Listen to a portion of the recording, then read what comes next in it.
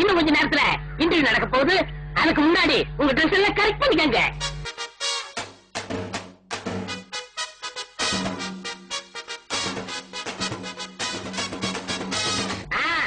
எல்லாரும் dress correct பண்ணிக்கிட்டீங்களா?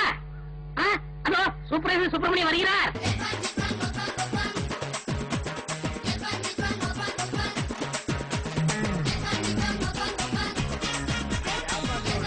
குளிக்கிறியா இல்லையோ சிவகடாட்சி மாட்டம் நெத்தியில ஒரு பொட்டு அம்சமா வச்சிருக்கா. ஆனா இந்த மாதிரி வேலை செய்யறவங்க எல்லாம் இப்படித்தான் இருப்பாங்க. கூப்பிடுறேன் என் செல்லத்தை.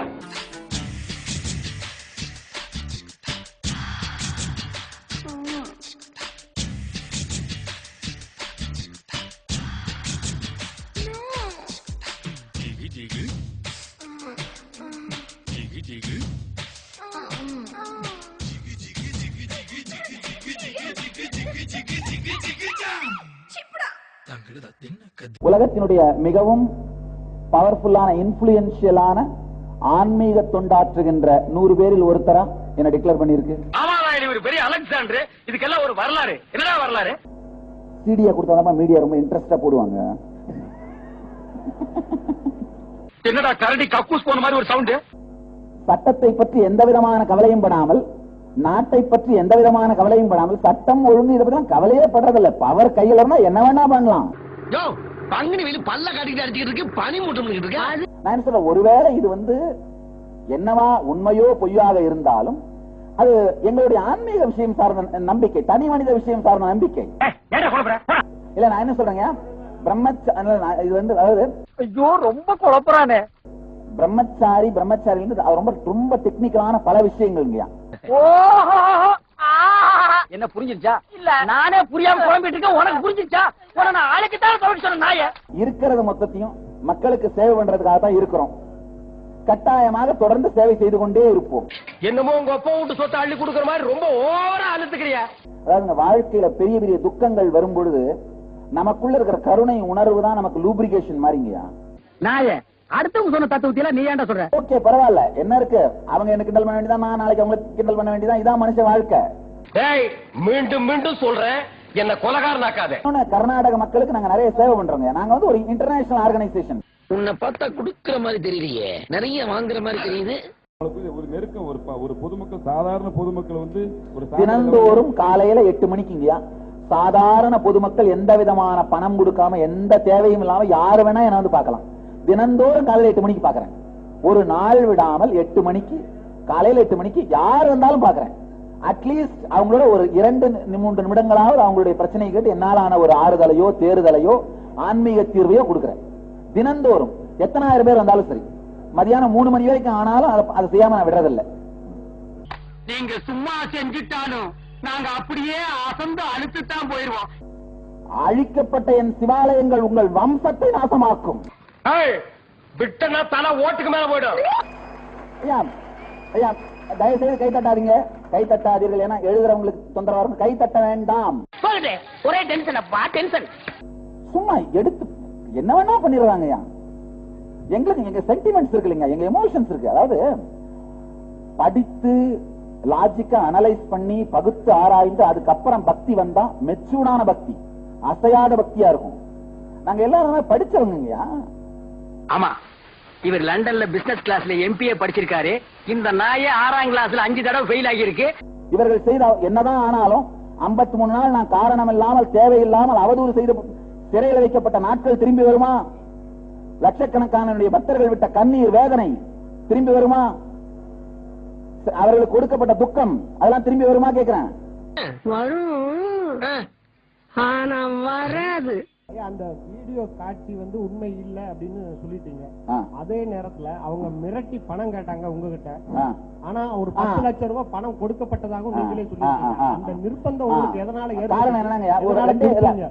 ரெண்டே காரணம் தான். ஒண்ணு என்னன்னா, அவங்க வீடியோவோட நிறுத்த மாட்டாங்க அப்பவே சொன்னாங்க. பில்டப் பண்றணும், பீலா வரணும், அது முக்கியம் இல்ல. நம்ம எது பண்ணாலும் இந்த உலக நம்மள உடனே உத்து பார்க்கணும். நாதாரித்தனம் பண்ணாலும் நாசுக்கா பண்ணணும்டா. ஆனா நம்ம பண்றது 4 பேருக்கு புரியப்படாது, தெரியப்படாது. இந்தியன் எக்ஸ்பர்ட் பெரிய எம்கேடி தியாகராஜ பாவதரு முடி அப்படியே விரிச்சு விடுறாரு. என்னுடைய கேள்வி என்னன்னா, நீங்க போலீஸுக்கு போனீங்களா? ஐயா, நீங்க போலீஸுக்கு போனீங்களா? நீங்க போலீஸ்ல கம்ப்ளைண்ட் கொடுத்தீங்களா?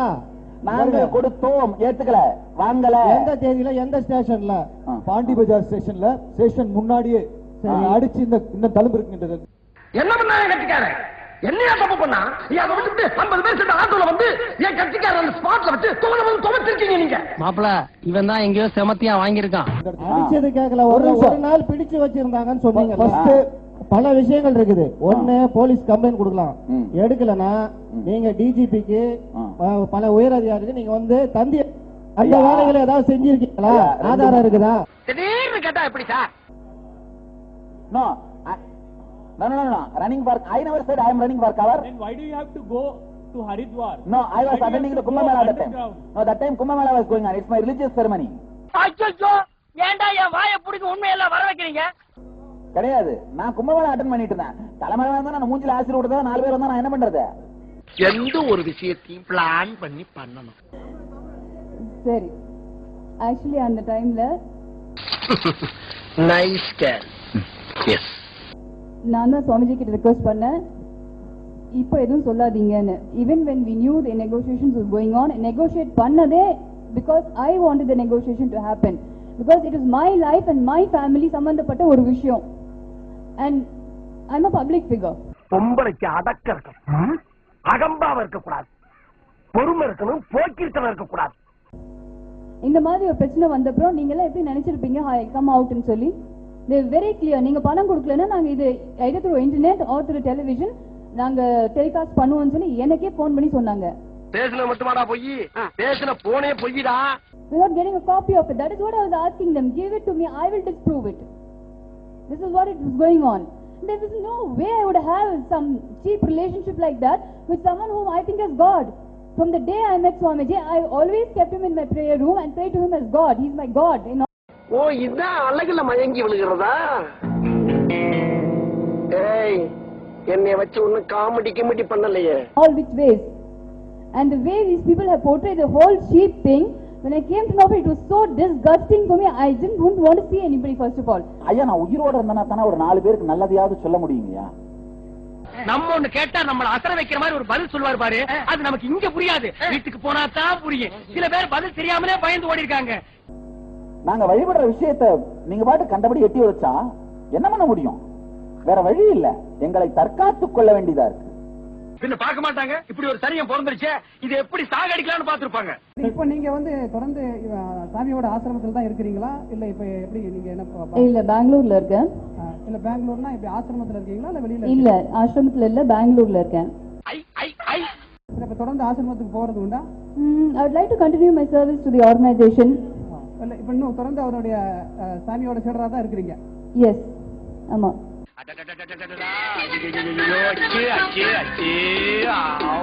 இத்தனை இவங்க எல்லாரும் பாத்தீங்கன்னா உலகம் முழுக்க ஆன்மீக விஷயத்தை கேட்கறதுக்காக எங்களோட டெய்லி வந்து உட்கார்றவங்க 1,20,000 பேர் டெய்லி காலையில கேதர் ஆகுறாங்க. இந்த இன்டர்நெட் மூலமா 2-way கான்பரன்ஸ்ல வந்து கேட்கறவங்க. எனக்கும் அதுதாங்க வேலை. இதான் உன் தொழிலா?